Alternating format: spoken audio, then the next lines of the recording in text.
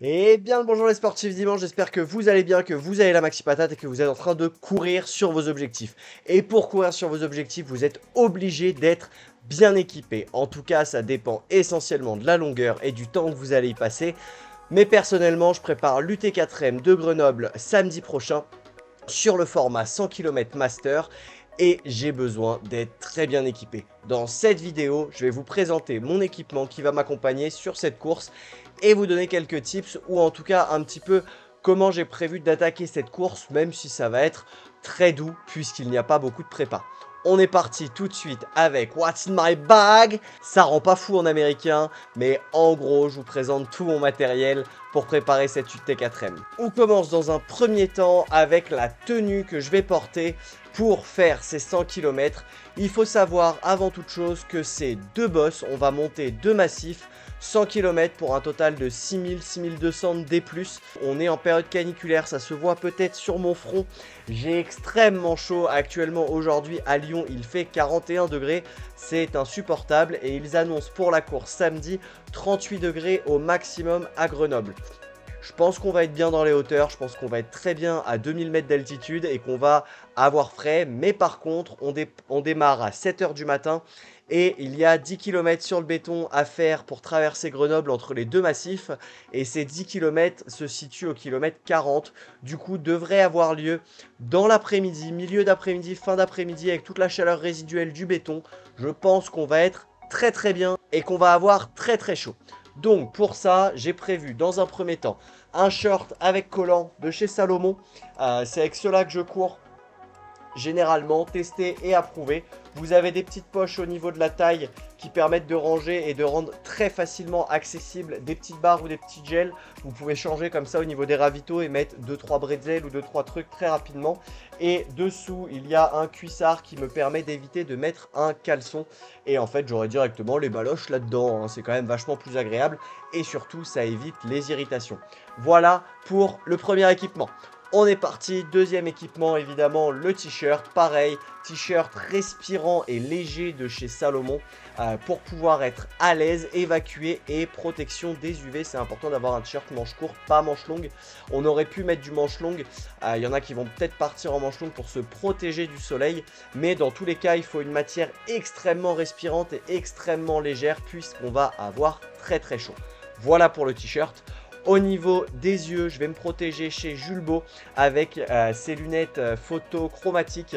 Ça change en fonction de l'intensité, ce qui fait que je peux les porter la nuit sans aucune gêne visuelle. Et ça, c'est vraiment pas mal. Mais ça protège également en journée. Elles protègent très bien. Ça fait 2 ans que je les ai et que je les ai épuisées à la Réunion. Mais elles sont encore là, elles sont intactes et elles vont me servir. Celles-là, je les jette pas, on les pose parce que quand même, on va respecter les lunettes. Au niveau des chaussettes, j'aurai les petites sockets Cool Fresh de chez Salomon. Je les ai achetées juste avant, on va aller tester ça. J'ai fait un petit run avec, pas d'ampoule, rien à déclarer. Je fais confiance à Salomon là-dessus, ça devrait être pas mal du tout. Et évidemment, qui dit lunettes de soleil, dit également casquette. J'ai pris celle d'Athlete Running Club, j'ai pas encore arrêté mon choix sur la casquette, mais en tout cas, il y aura une casquette, c'est sûr. Je vais prendre une casquette, peut-être un bob, je suis en train de réfléchir, peut-être je vais aller craquer sur le bob de chez Salomon. Moi, je l'aime beaucoup. Dites-moi en commentaire ce que vous pensez de ce bob blanc là, anti-UV, qui est très bien et qui rafraîchit extrêmement bien la tête. Mais en tout cas, il y aura quelque chose sur ma tête parce qu'il va y avoir beaucoup de soleil. Au niveau des chaussures, sûrement l'équipement le plus indispensable pour ce 100 km. J'ai longtemps hésité, j'avais deux choix, la Cascadia ou la Caldera. La Catamoun, je vais pas le courir assez vite pour que ce soit intéressant de la mettre. Toujours chez Brooks, tu connais. Je vous ai fait pas mal de vidéos dessus. La vidéo sur la Caldera, du coup, arrivera après puisque c'est la Caldera que j'ai choisie pour m'accompagner sur le 100 km. En gros, le petit débat, alors oui, elle a une très grosse semelle et c'est justement pour ça que je la choisis parce qu'elle est extrêmement confortable. Je vous ferai une vidéo complète dessus, je me suis dit que je voulais la faire avant le 100 km et la sortir, je me suis dit... Je vais la prendre au 100 km, je vais la tester, je l'aurai donc bien éprouvée. Je pourrais vous en refaire un retour 100% transparent en l'ayant bien poncé. En tout cas, je suis déjà fan de l'accroche et de l'amorti, et je pense que cet amorti va me sauver.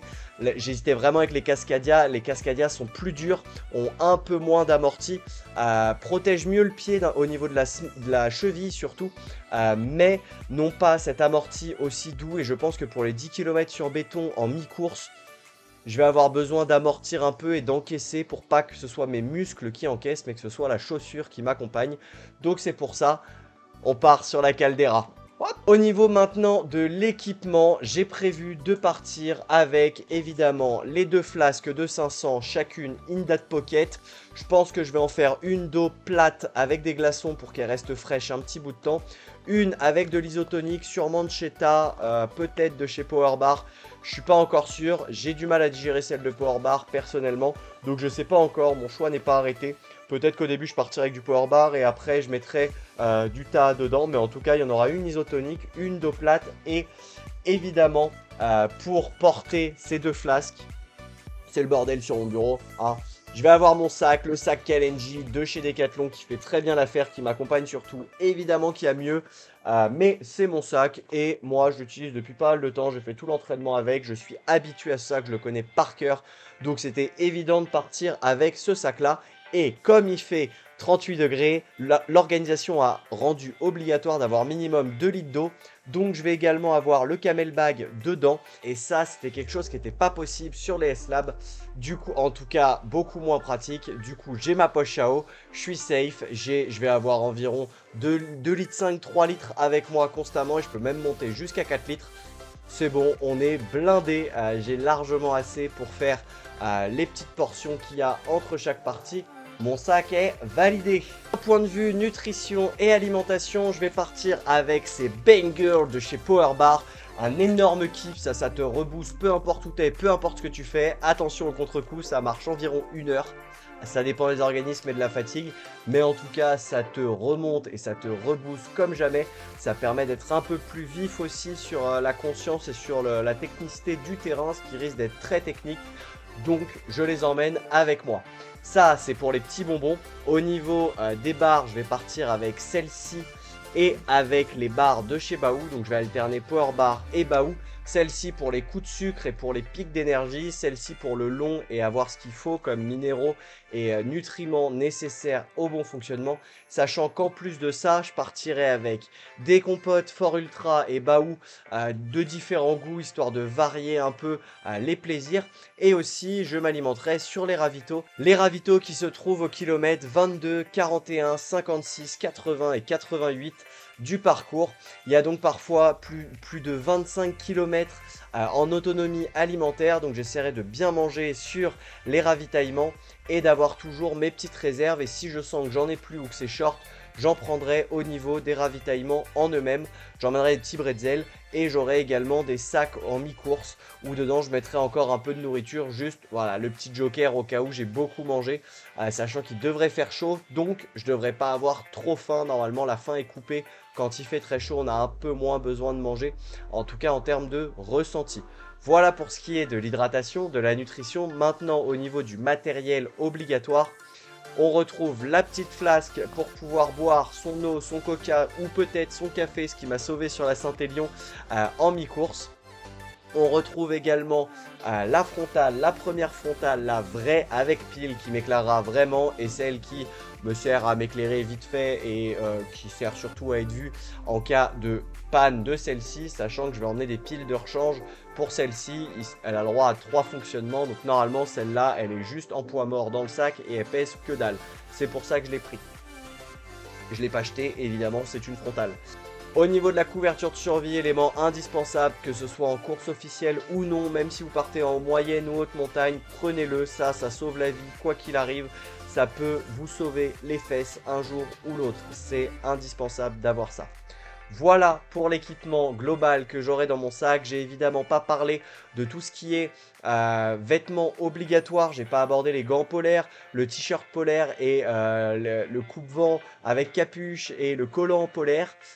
J'ai décidé de pas en parler, je vais l'emmener, il sera dans un sac à côté. Au niveau du parcours, on se retrouve donc avec ce parcours-ci. On commence par Beldon, puis on va sur le massif de la Chartreuse. On a en tout 6000 de D+, j'ai prévu d'y aller tranquille. Là, le but, ça va vraiment être d'être tranquille. Je veux être régulier et tenir le plus longtemps possible, pas exploser, plutôt que de chercher à bien manger le massif de Beldon et d'exploser sur le massif de la Chartreuse ou l'inverse. Voilà, je veux vraiment gérer ma course, essayer de pas avoir de... Le but sera vraiment d'être bien de A à Z et de finir aussi bien que possible. J'aimerais vraiment que ce soit musculairement que ça lâche puisque je manque de prépa. Mais normalement, ça devrait passer si je l'attaque en grosse rando dynamique. Voilà, petit point sur les bâtons. Je vous vois venir en commentaire, mais tu prends pas les bâtons? Non, mon objectif est de faire le grand raid. À l'heure actuelle où je tourne cette vidéo, je n'ai toujours pas pris ma décision pour les bâtons. Je les ai, ils sont là, mais je vous les montre pas parce que je suis quand même un peu penché pour ne pas les prendre. Je vais les emmener, je verrai la veille je pense ou au moment du départ. Je suis pas sûr de les emmener avec moi puisque pour le grand raid on ne les a pas. C'est ma conception du trail, c'est peut-être très con et peut-être débile. Je préfère faire sans bâton. C'est plus dur, plus technique évidemment, mais au moins c'est vraiment l'effort ressenti et on se prépare pour le grand raid que je vise. Voilà, la semaine prochaine vous retrouverez toute cette course. La prochaine fois qu'on se voit, je suis sans bornard, en tout cas on croise les doigts et on y croit. Vous aurez tout le récap, il fait très très chaud, c'est terrible ces 40 degrés. On sera donc sans bornard et je vous emmènerai sur la course la semaine prochaine. Je vais tout filmer et je vais essayer de vous faire un petit vlog, un peu comme les 2 derniers vlogs des dernières semaines. Je vais essayer de tout vous montrer quand c'est beau, comment ça se passe, le plus beau comme le moins beau, le plus sympa comme le moins sympa et d'essayer vraiment de tout vous montrer. Maintenant ça reste un ultra, s'il y a des moments où je suis défoncé et que j'y pense pas, ça peut arriver, mais j'essaierai en tout cas de vous faire un vlog de qualité et ensuite une 3e vidéo pour vous expliquer un peu comment ça s'est passé, les plus, les moins, ce que j'ai appris, etc. Vous retrouverez également mon plan d'entraînement à ce moment-là. Et si jamais vous le souhaitez, je peux vous l'envoyer, sachant que c'est le plan d'entraînement théorique, puisque je ne l'ai pas suivi à cause de ma blessure. Ça, tu le sais si tu as bien suivi la chaîne et que tu as été réglo. Sinon, je t'invite à aller regarder les autres vidéos pour savoir pourquoi. Mais en tout cas, je vous mettrai le plan d'entraînement à dispo. Si votre objectif, c'est l'UT4M ou un 100 bornes, ça peut être sympa. N'hésitez pas à me contacter, en tout cas, pour du coaching. C'est avec grand plaisir. Sur ce, je vous dis à la semaine prochaine, sans bornard ou pas, réponse la semaine prochaine. Ciao l'équipe, portez-vous bien et n'oubliez pas de vous abonner.